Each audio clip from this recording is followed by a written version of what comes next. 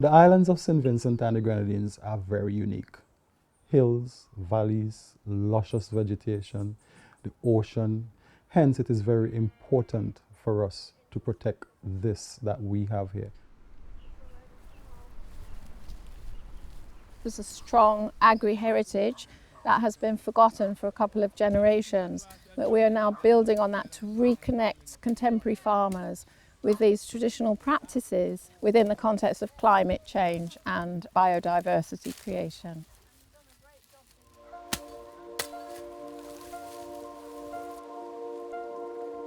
The mission is really to address environmental and livelihood challenges in rural communities. So we would target the marginalised persons in society, which we see as economically and educationally challenged, and we would design opportunities for them to foster sustainable livelihoods while at the same time addressing environmental issues that we're facing in the community.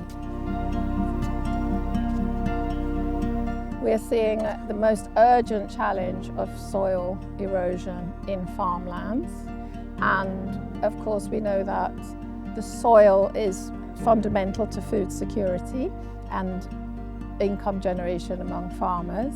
Using vetiver systems mainly as an intervention to prevent that soil erosion. By extension, we work with coastal protection because one of the main threats to the ecosystems in the sea is sedimentary runoff. And so if we prevent that higher up land, we're also, by extension, doing the coastal protection work.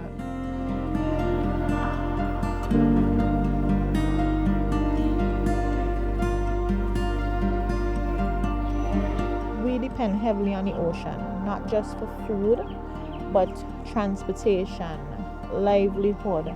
It's our place of recreation, and it's in our history, and a very pivotal part of our history, because we come from fishing communities. With the introduction of CMAS, it's bridging that gap between, the fishing industry and women within the coastal communities. So we went into CMAS cultivation. Originally, we would have gotten CMAS from the reefs. However, because of overharvesting and no proper or sustainable management of the marine resources, it was becoming extinct and we needed some intervention. And the CMAS cultivation was that intervention. CMAS actually is a filter within the ocean.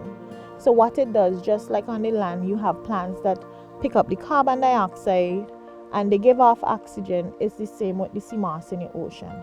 It acts as a filtration system, so it absorbs the dirtiness per se, and then it produces oxygen and food.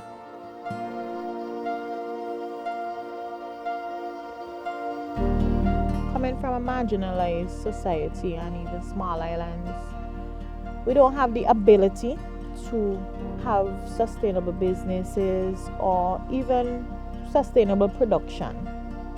And having organizations such as San Vicente and Grenadines Conservation Funds being a part of the business, providing support, whether within tools, education, or funding, it gives me the opportunity to actually build better up my production, ensure that I have the necessary tools and stuff that I need to make a sustainable business.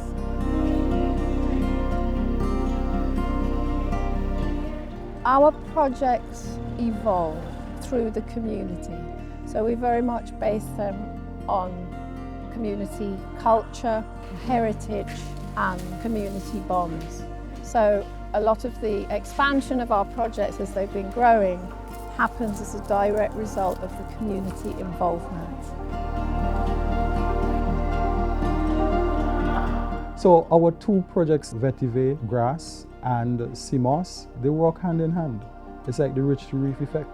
You curb the problem to the top, so it doesn't affect those to the bottom. CMAS farmers, they can go about doing their work, and the farmers to the top, they have no worry about soil erosion. We continue to have that support through the endowment with CBF, and we are able to execute these many projects across the island.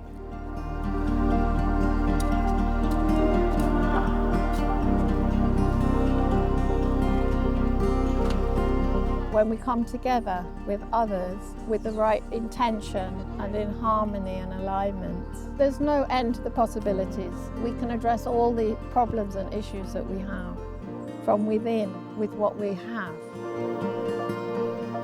That's how it's supposed to be, you know. We're supposed to complement each other. There's no such thing as perfection, but it doesn't get any better than that. Being one with nature.